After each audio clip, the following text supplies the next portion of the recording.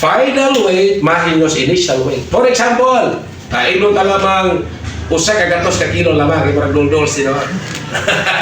Usa ka gatos kilos final weight minusan sa initial weight nga pila? 10 kilos pila? 90.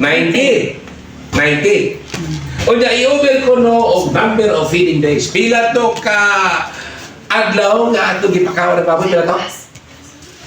Ha? 5 ka buwan pila ka adlaw? 150. No.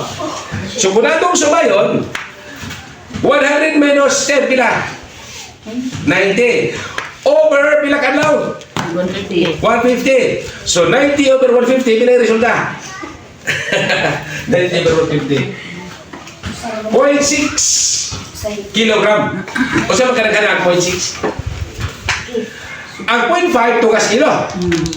Ang 0.6 600 grams. Buti pa sa bote. Kung pangutan ng taong, pila man ang puncher? Average daily gain.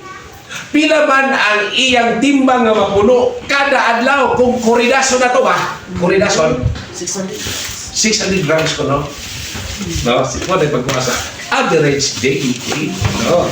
So, unsa may buti pa sa butana, no? So, kung ang imong average daily gain taas, so maayo ang tubo sa imong baboy. No?